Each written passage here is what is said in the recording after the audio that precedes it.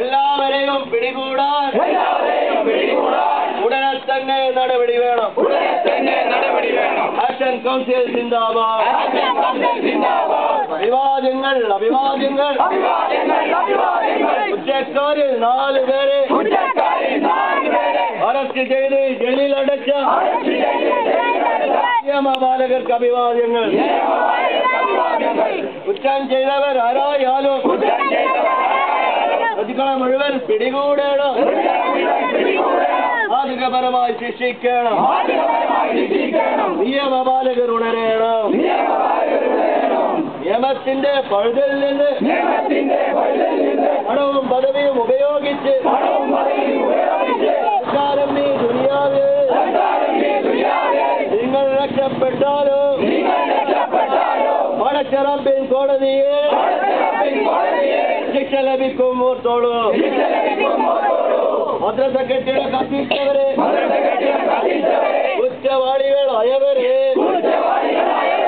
പടിയടച്ചു പിണ്ടം വെക്കാൻ പടികാട്ടരുതേ പള്ളിക്കാരെ.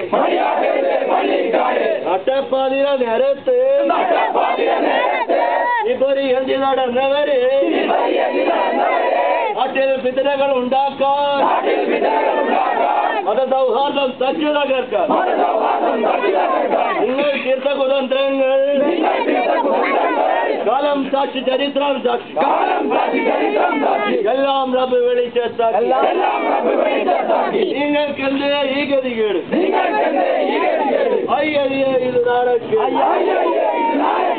നാട്ടുകാരെ നിങ്ങൾ അറിഞ്ഞോ? ഈ കഴിഞ്ഞ 18-ാം തീയതി പള്ളി കമ്മിറ്റി സെക്രട്ടറിയോ ഏതാനും ചില മെമ്പർമാരും മദ്രസ കെട്ടിടം കത്തിച്ചവരും ഇവരുടെ എല്ലാ പണിയാളുകളും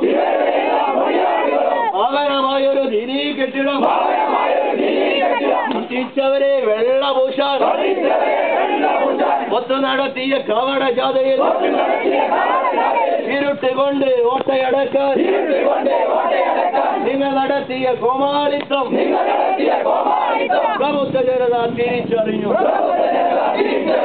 ഇസ്ലാമിന് യോജിക്കില്ല, നീതിയുള്ളൊരു നിലപാടല്ല. അയ്യയ്യേ ഇത് നാണക്കേട്.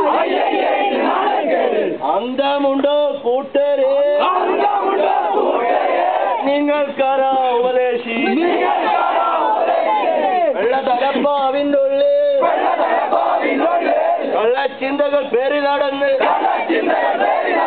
വിശ്വാസികളെ കൊള്ളയടിക്കണ ഉഷാന്താടി ചിന്തകളോ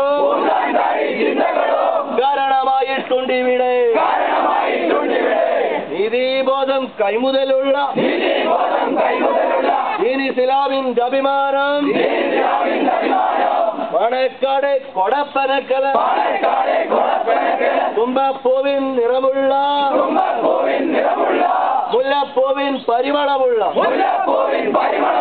മുത്തുശിഹാബിനെ അനുസരിക്കും നേതൃത്വത്തിൻ ഗുരുത്വമുള്ള അനുയായികളോ നിങ്ങൾ തന്നെ. ഇപ്പണി ചെയ്തത് ശരിയാണോ? നാണക്കേട്. അയ്യയ്യേ പള്ളിക്കാരും പാർട്ടിക്കാരും അക്രമികൾക്ക് ചുട്ടുപിടിക്കണം. കൊള്ളക്കാരായി മാറരുതേ. ഈ ജാതി തോന്യാസത്തിന് എന്നൊന്നില്ല. ജാതി മതത്തിൻ ചിന്തകളില്ല. തറവാടിനും പ്രസക്തിയില്ല. ആരായാലും എവനായാലും ഏത് കൊമ്പത്തോനായാലും അനുവദിക്കാൻ പാടില്ല. അതിനായി പടയണി ചേരുക.